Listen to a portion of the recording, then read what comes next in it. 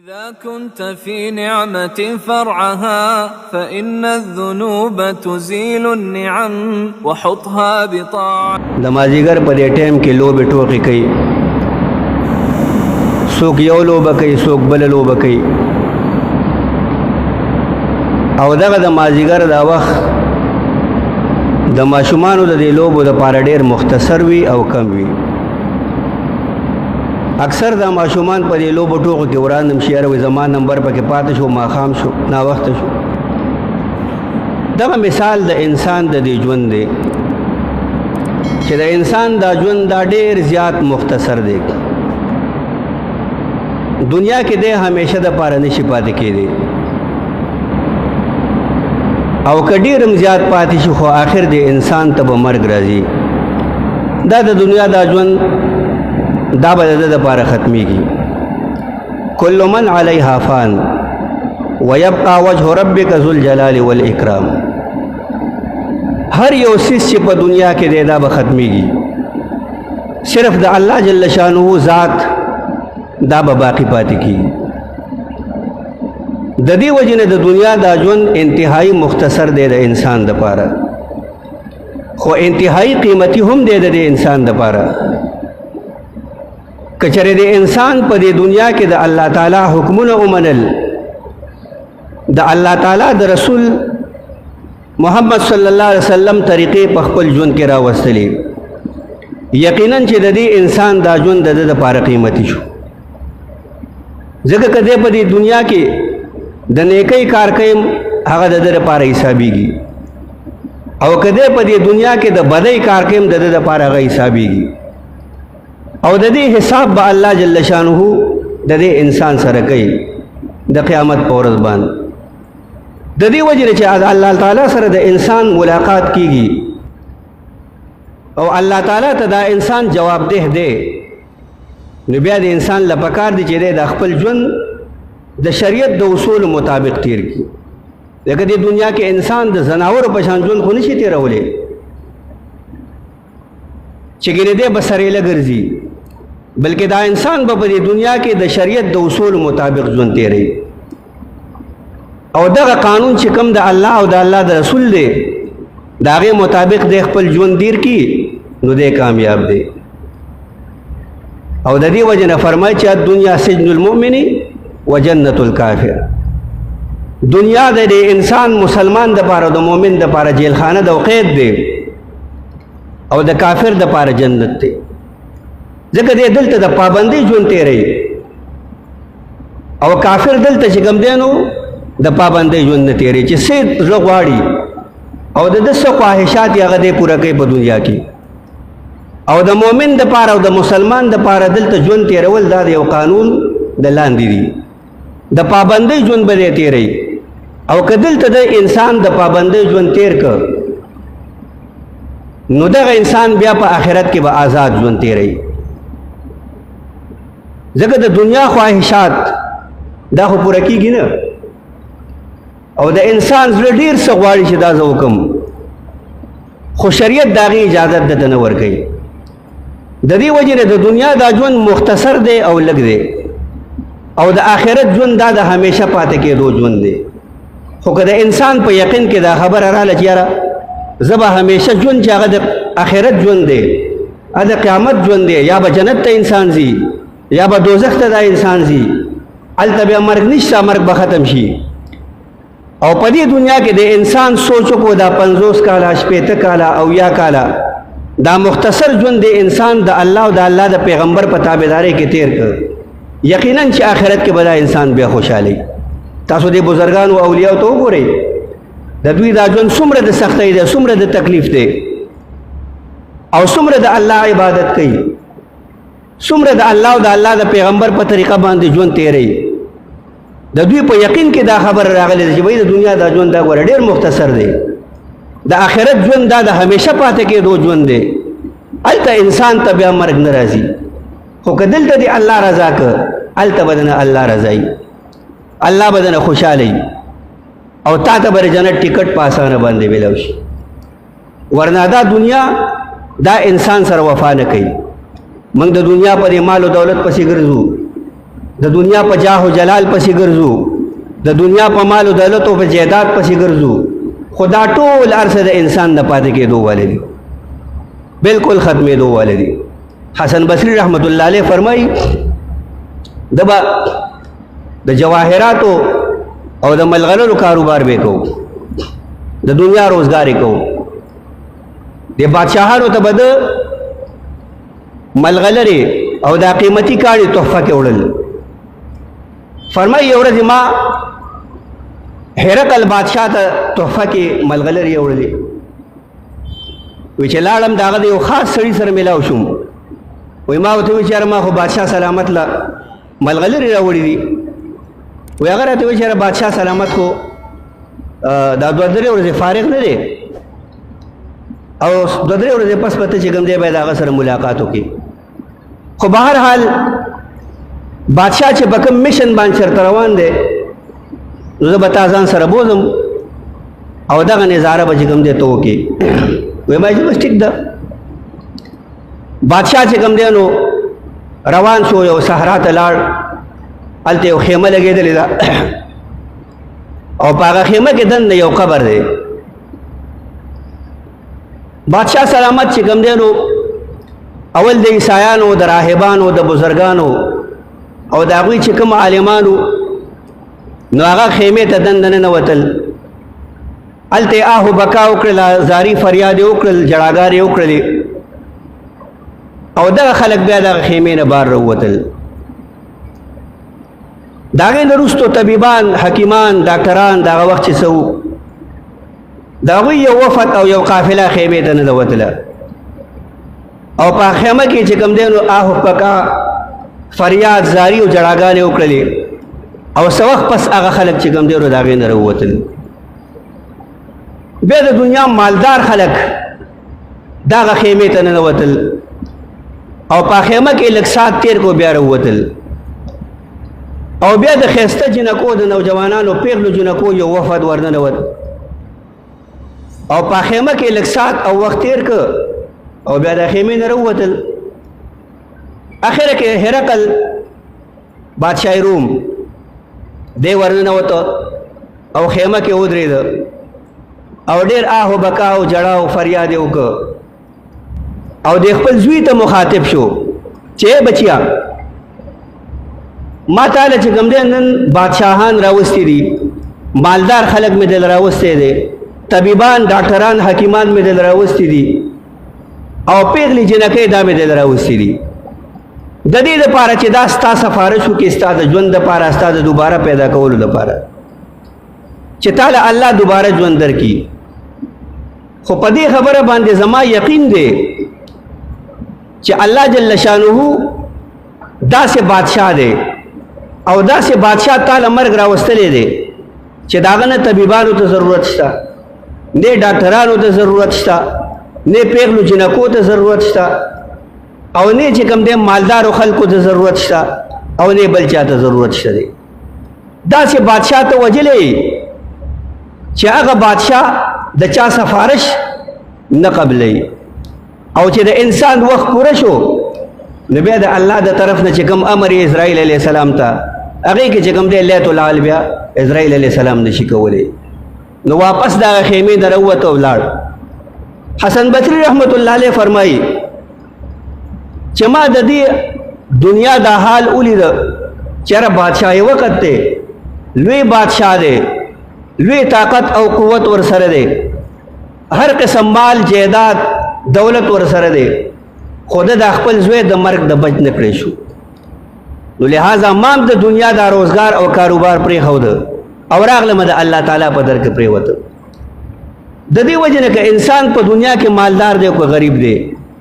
که دی په هر حال کې دی، خو دی انسان ته به مرګ راځي. دا د دنیا دا ژوند دا به د ده نه ختمیږي. هغه ژوند د ده دپاره د کامیابۍ دی په کوم ژوند کې چې د الله رضا که، د الله پیغمبر صلی الله علیه وسلم رضا که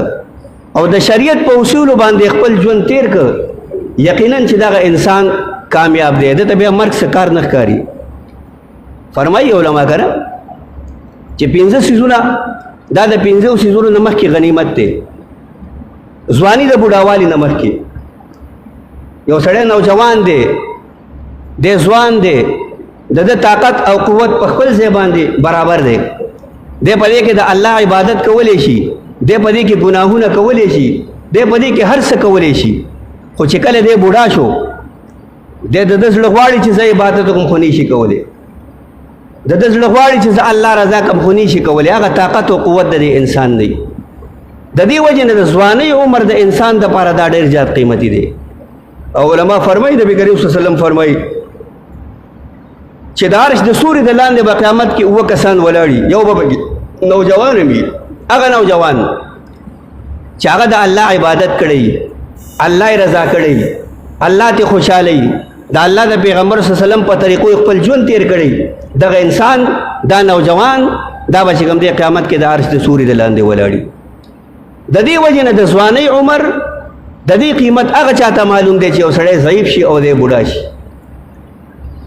نو دا غنیمت ګڼل پکار دی چې ماله الله نن ځواني را کړې ده نن یې راله قوت را کړی دی سار له به زه ضعیف شمه زه به بوډا شمه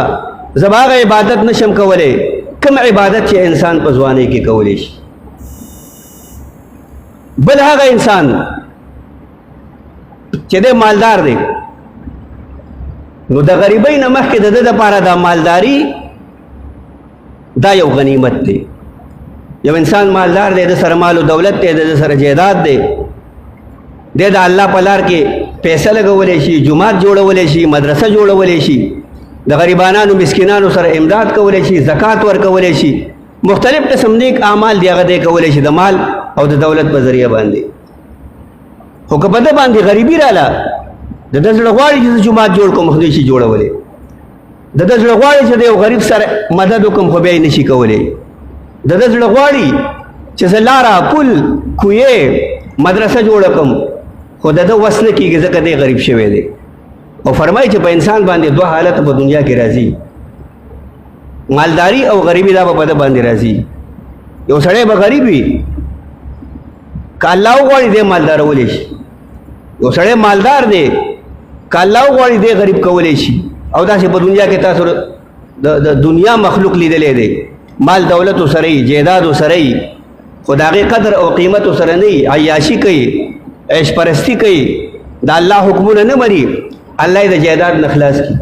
الله یې د مال نه خلاص کي غربت پې راولي بل ته الله چې کوم دی نو بیا محتاج کی د دې وجې نه مالداري د غریبۍ نه مخکې دا یو غنیمت دی د انسان دپاره چې دی پکې الله په هغې باندې رضا کي بل صحت د بیمارۍ نه مخکې انسان له الله صحت ورکړي که دی غریب دی او که دی مالدار دی خو چې په صحت باندې دی روغ دی دا د ده لپاره غنیمت دی که به د باندې بیماري راغله دی بیا هغه عبادت نشي کولی د الله تعالی کم چې دی په روغ صحت کې کولی شي داسې ډېرې خبرې دي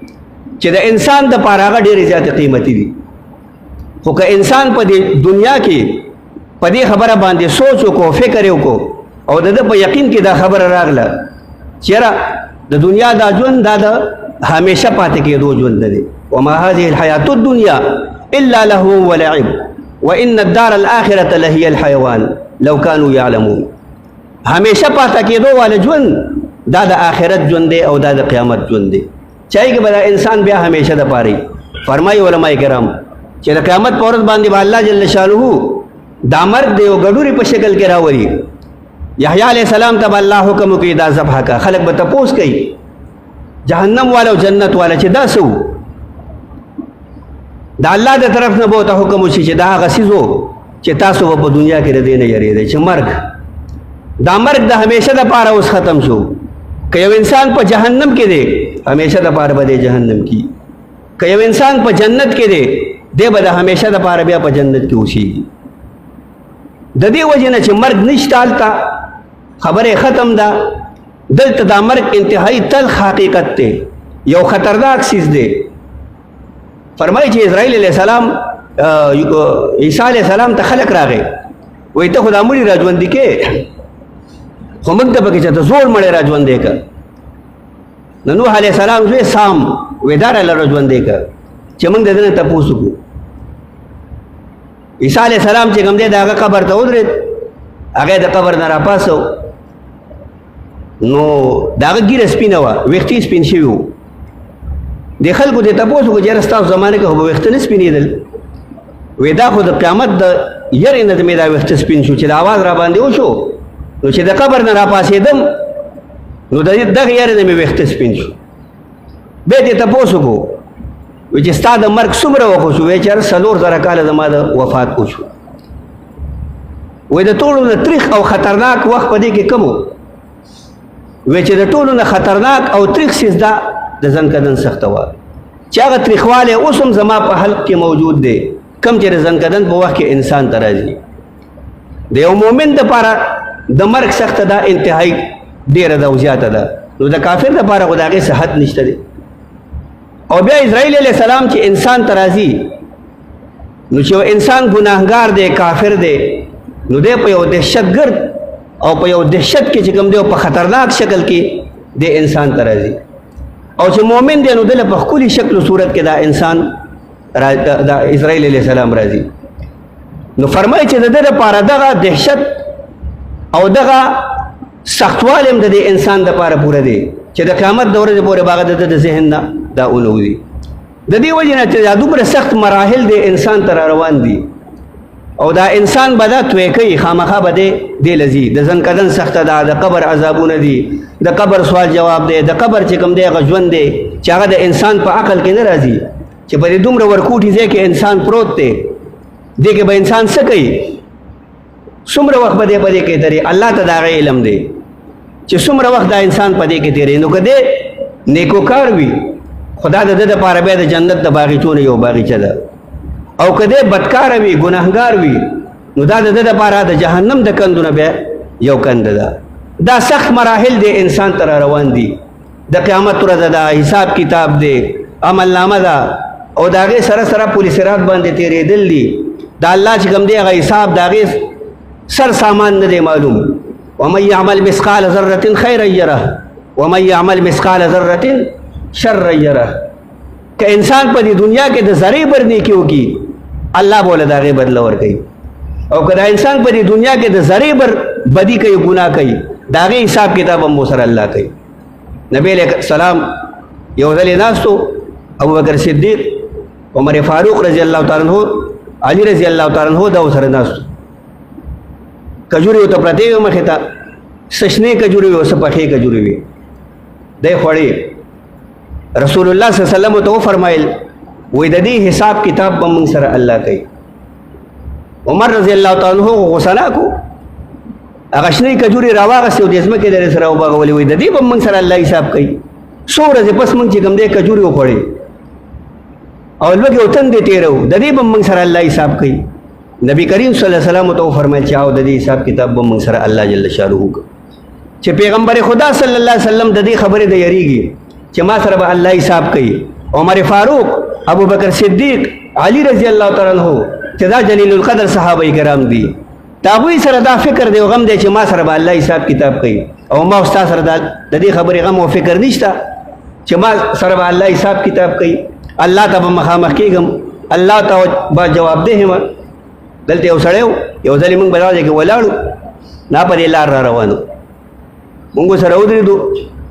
افضل ماسټر صاحب و، نو هغه څه خبرې شروع شولې، نو محمد افضل ته وایي چې یاره دی به الله له څه جواب ورکوي. هغه ورته وایي یاره دی الله له جواب ورکولی شي، ځکه چې دی کم کارونه کوي، نو دی په دې خبره پوه دی چې زه به الله له جواب ورکوم. خو هلته بیا الله له څوک جواب نشي ورکولی. لمن الملک اليوم لله الواحد القهار. د قیامت په ورځ باندې به الله په خپله وفرمایي چې نن ورځې بادشاهي د چا ده، څوک به جواب نشي ورکولی. الله به په خپله باندې وایي لله الواحد القهار. نن ورځې بادشاهي دا هغه الله ده چې قهار دی او جبار دی. ځکه د قیامت په ورځ باندې به د الله غصه او جلال دا ډېر زیات سیوا وي. د دې وجې نه چې الله ته موږ جوابدeh یو، الله له به موږ جواب ورکوو، نو څنګه به یې وله ورکوو؟ بیا خو موږ الله له جواب نشو ورکولی. د دې وجې نه په دنیا کې د الله تعالی حکمونه منل، د الله د پیغمبر طریقې په خپل ژوند کې راوستل، اگر چې دا لږ انسان ته ګران ښکاري، خو ګوره دا دومره ګران کار نه دی، آسان کار دی. خو که د انسان په زړه کې دا خبره راله هلته زمونږ یو ملګری دی هغه اکثر دا خبره کوي که نه چې مونږ خو نیک اعمال کوو خو زمونږ باطن چې کوم دی دا ګنده دی که زمونږ باطن او زړه صفا شو